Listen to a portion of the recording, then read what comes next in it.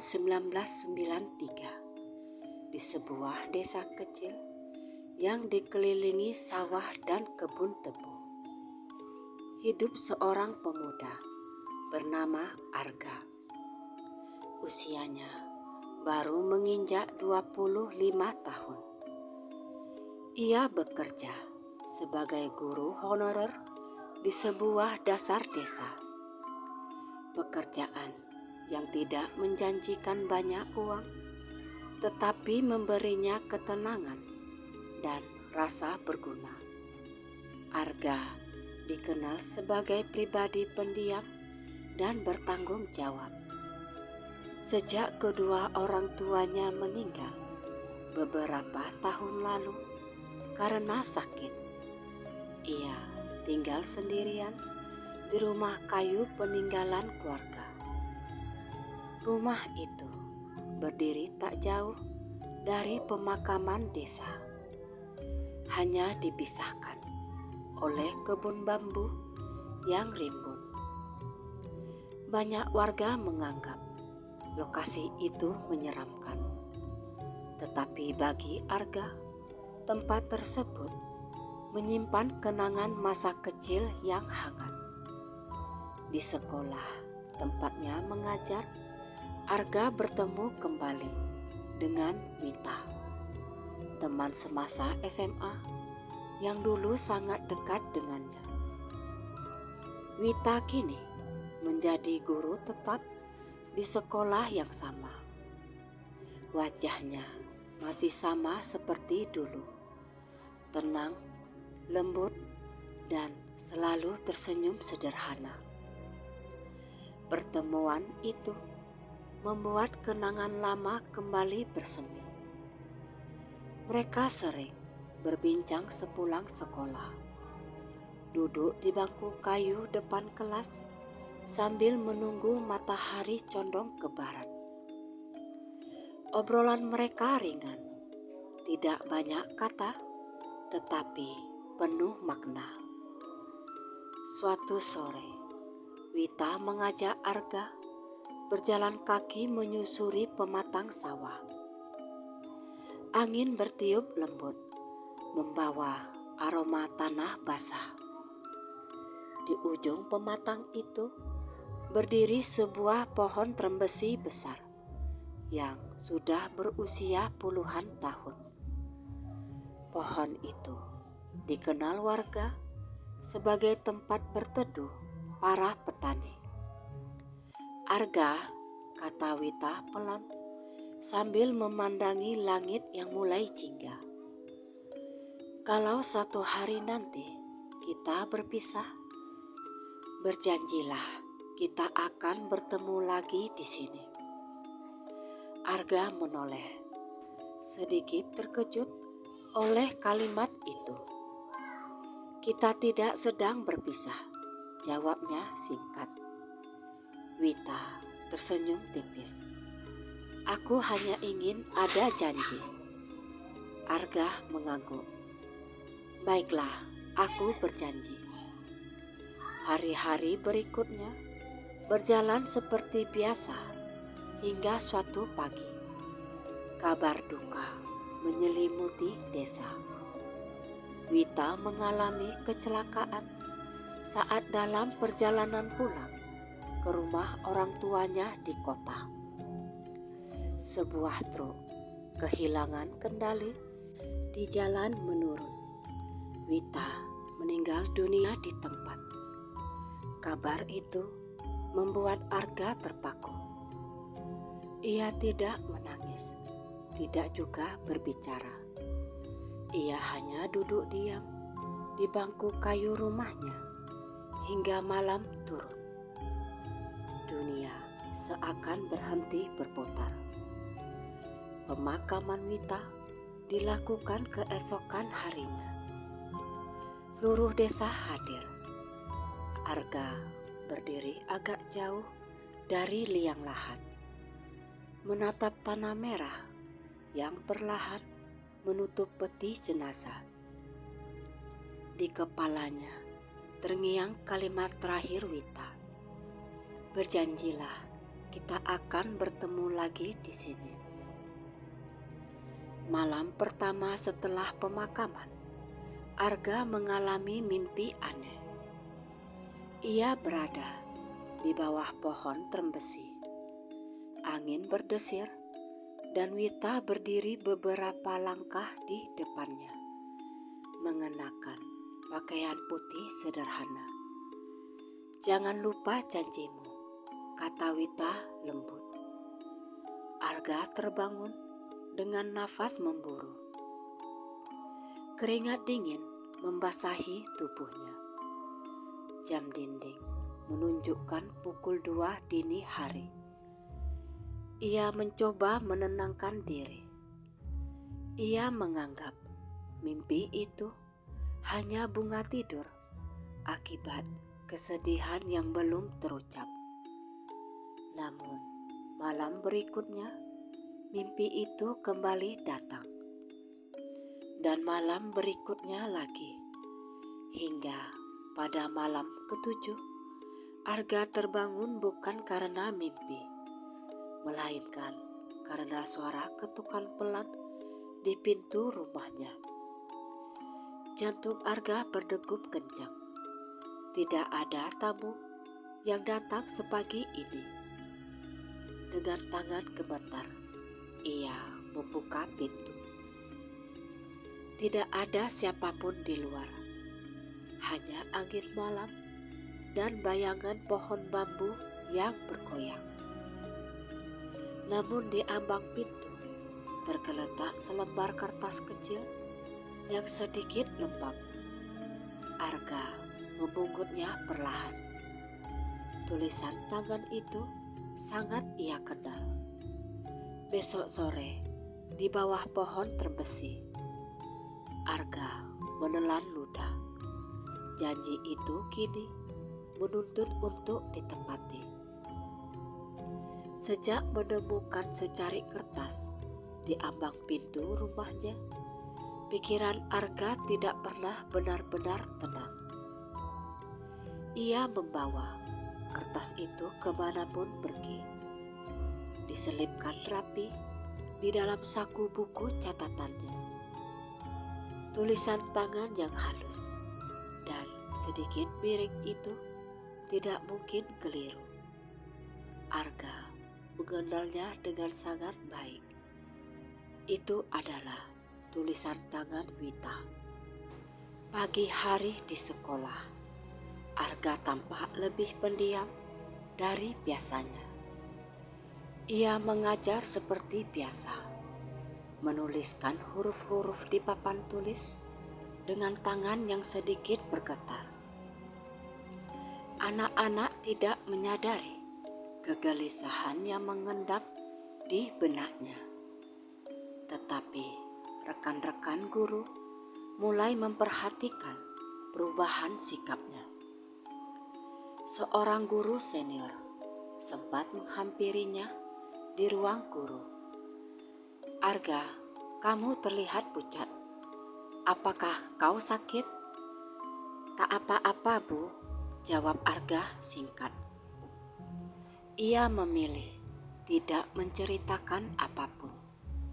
Baginya, kejadian ini terlalu pribadi, terlalu sulit untuk dijelaskan dengan logika. Sepulang sekolah, Arga tak langsung pulang ke rumahnya. Ia berjalan tanpa tujuan pasti, menyusuri jalan tanah desa.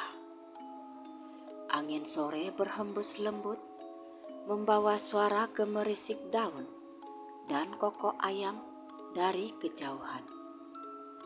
Semua terasa sama, seperti hari-hari sebelumnya. Tetapi ada perasaan asing yang menyertai langkahnya. Menjelang senja, Arga memutuskan menuju pematang sawah tempat pohon trembesi berdiri.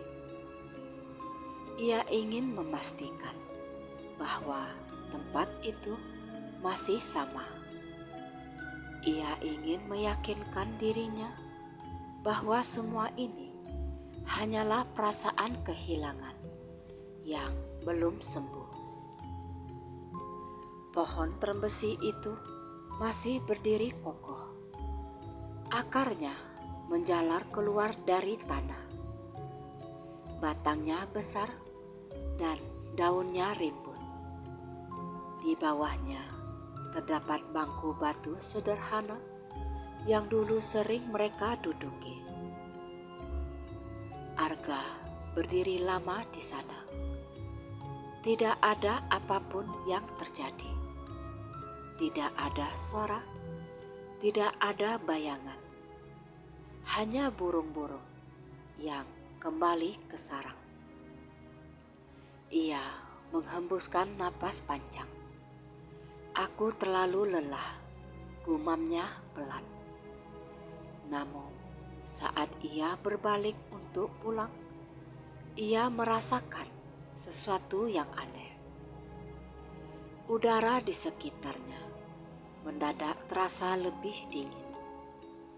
Langkah kakinya terasa berat, seolah tanah menahannya.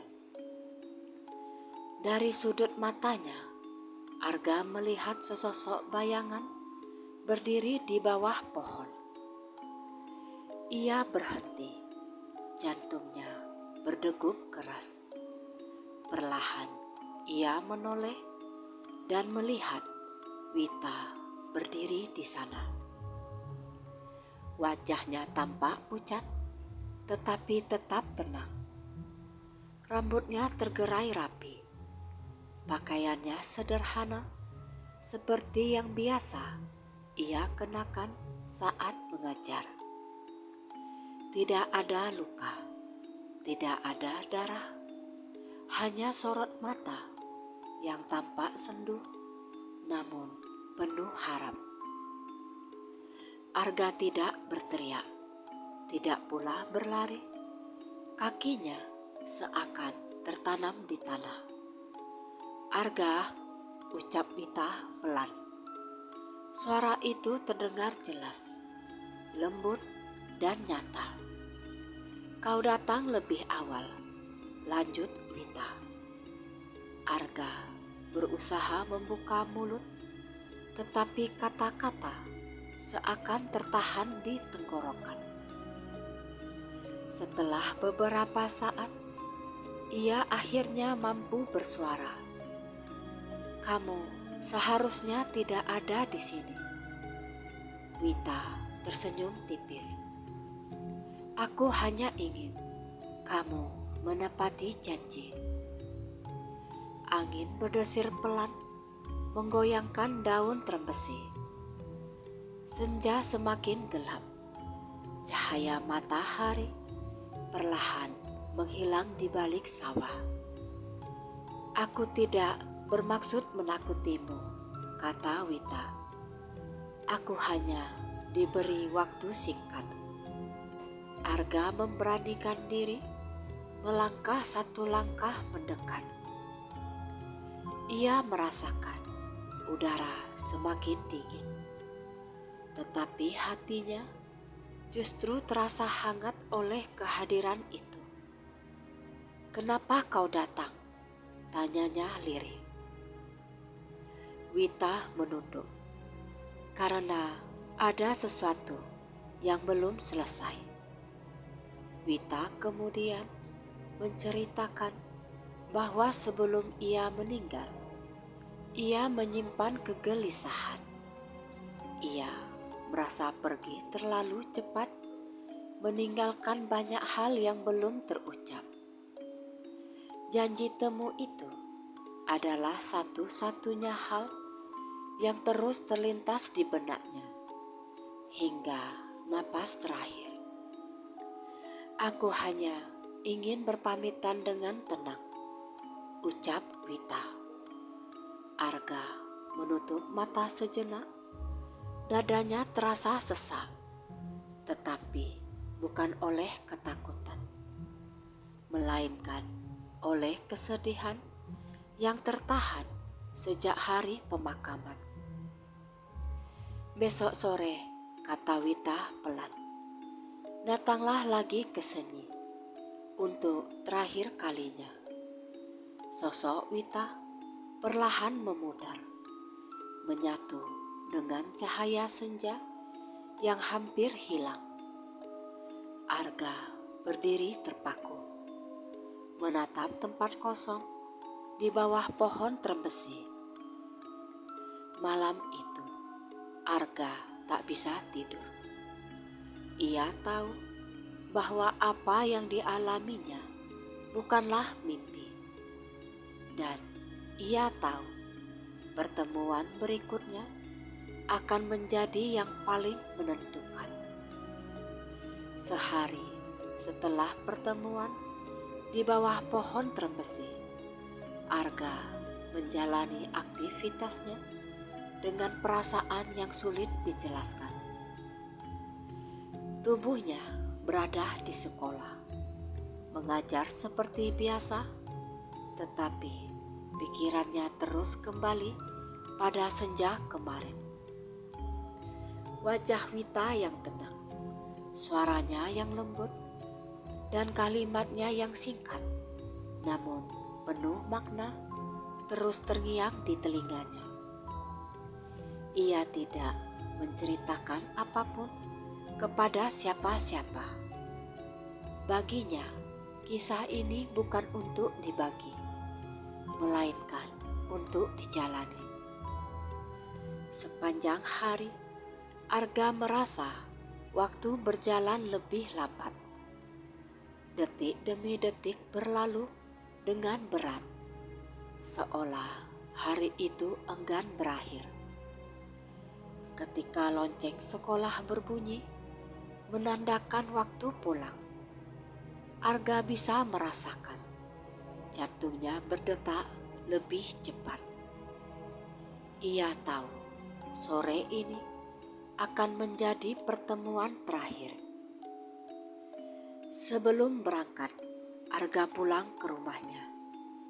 Ia mandi, berganti pakaian rapi, lalu duduk sejenak di ruang tamu yang sederhana. Pandangannya tertuju pada foto lama yang tersimpan di lemari kayu. Foto dirinya dan Wita saat masih SMA, berdiri berjajar di depan gedung sekolah dengan senyum malu-malu.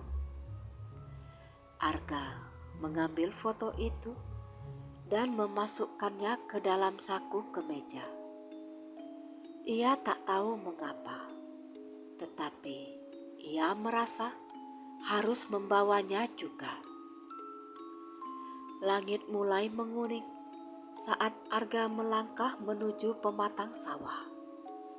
Jalan desa terasa lebih sunyi dari biasanya. Angin berembus pelan, membawa aroma jerami kering. Setiap langkah terasa seperti mendekat pada sesuatu yang sakral. Ketika sampai di bawah pohon trembesi, Wita sudah berdiri di sana. Ia tampak sama seperti kemarin, tetapi kali ini sorot matanya terlihat lebih damai. Seolah beban yang dipikulnya telah berkurang. "Kamu datang," ucap Wita.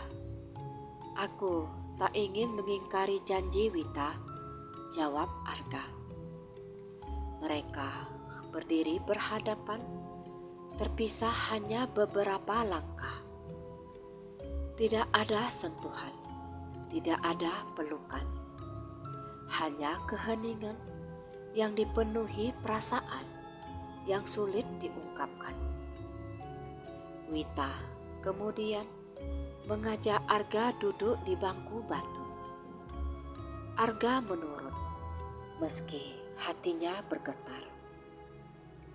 "Ada satu hal yang harus kamu lakukan untukku," kata Wita pelan. Arga mengangguk. "Katakan saja, Ta."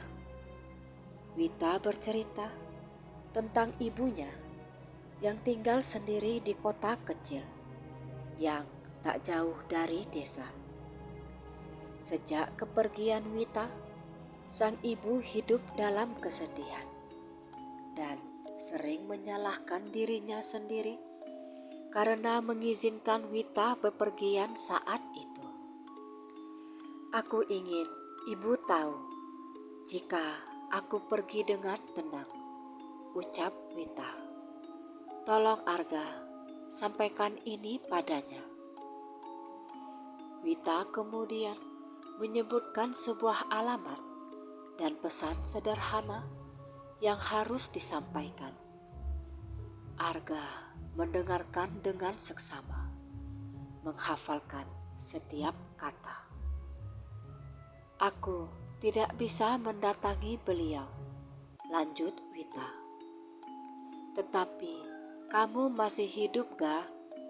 Kamu masih punya waktu. Arga menunduk. Aku akan melakukannya. Wita tersenyum, senyum yang lebih tulus dari sebelumnya. Aku juga ingin kamu melanjutkan hidupmu. Jangan terikat pada masa lalu karena diriku. Arga mengangkat wajahnya. Matanya berkaca-kaca, lalu ia berkata, "Ini tak mudah, Wit," katanya jujur. "Aku tahu," jawab Wita lembut. "Tetapi itu yang membuat perpisahan ini berarti." Angin senja berhembus lebih kencang. Daun-daun trembesi berguguran perlahan. Wita berdiri. Tubuhnya mulai kelihatan samar. Seolah cahaya di sekitarnya menelan sosoknya sedikit demi sedikit. "Terima kasih karena telah menepati janji," kata Wita untuk terakhir kalinya. Arga berdiri dan mengangguk, menahan air mata yang akhirnya jatuh. Sosok Wita menghilang bersama cahaya senja. Tidak ada suara, tidak ada tanda, hanya keheningan yang tersisa. Arga duduk kembali di bangku batu hingga malam turun. Untuk pertama kalinya sejak Wita meninggal, dadanya terasa sedikit lebih ringan. Ia tahu tugasnya belum selesai. Tetapi hatinya mulai menerima kenyataan. Pagi itu, matahari terbit dengan cahaya yang hangat, seolah-olah membawa harapan baru bagi Arga. Setelah pertemuan terakhir di bawah pohon trembesi, hidupnya perlahan kembali berjalan. Tak ada lagi mimpi aneh. Tidak ada suara ketukan di tengah malam. Keheningan yang tersisa justru terasa menenangkan. Beberapa hari kemudian, Arga memutuskan menyampaikan pesan terakhir Wita. Ia mengajukan izin tidak mengajar sehari dan berangkat menuju kota kecil tempat Ibu Wita tinggal. Perjalanan ditempuh dengan bus antar kota yang tua dan berderit, melintasi jalan berkelok dan sawah-sawah luas yang menguning. Rumah Ibu Wita sederhana, berdinding bata dengan halaman kecil di depannya. Arga berdiri cukup lama di depan pintu, menguatkan hati sebelum ia mengetuk. Seorang perempuan paruh baya membuka pintu. Wajahnya tampak lelah, tetapi sorot matanya lembut. "Ibu Wita?" tanya Arga sopan. Perempuan itu mengaku, "Saya ibunya." "Kamu siapa, Nak?" Arga memperkenalkan diri dan menjelaskan maksud kedatangannya. Ibu Wita mempersilahkan Arga masuk. Ruang tamu rumah itu dipenuhi foto-foto Wita sejak kecil hingga dewasa. Melihat semua itu, dada Arga kembali terasa sesak. Dengan suara tenang, Arga menyampaikan pesan Wita, kata demi kata, seperti yang diucapkan di bawah pohon trembesi. Ia mengatakan bahwa Wita pergi dengan tenang, tanpa menyimpan rasa marah atau penyesalan, dan meminta ibunya untuk tidak menyalahkan diri sendiri. Air mata Ibu Wita mengalir perlahan. Ia menutup wajahnya dengan kedua tangan, lalu menghela nafas panjang. "Terima kasih," ucapnya lirih. "Selama ini saya merasa gagal sebagai ibu." Arga menggeleng pelan. Wita sangat mencintai ibu. Itu yang ingin beliau sampaikan. Sejak hari itu, Arga sering berkunjung ke rumah Ibu Wita. Bukan hanya untuk menyampaikan kabar, tetapi juga untuk menemani.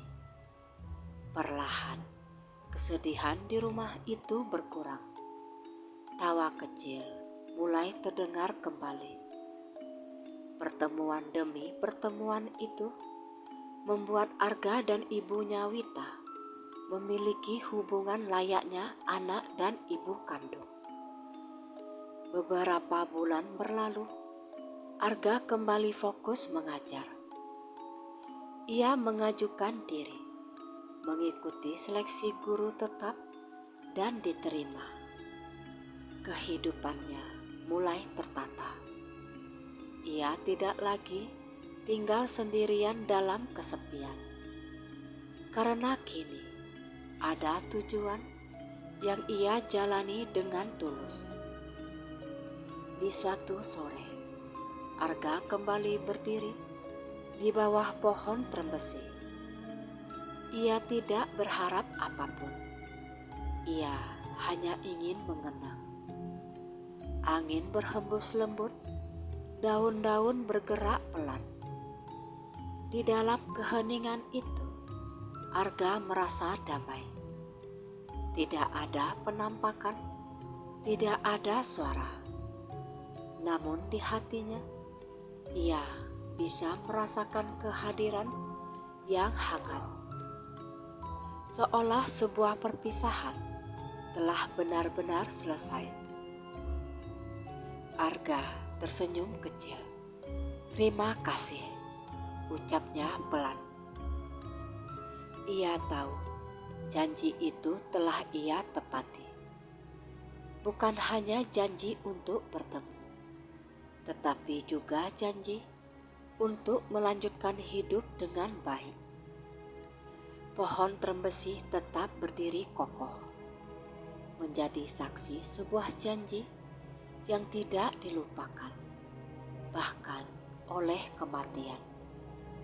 Dan di desa kecil itu, Arga melangkah maju, membawa kenangan sebagai kekuatan, bukan sebagai beban.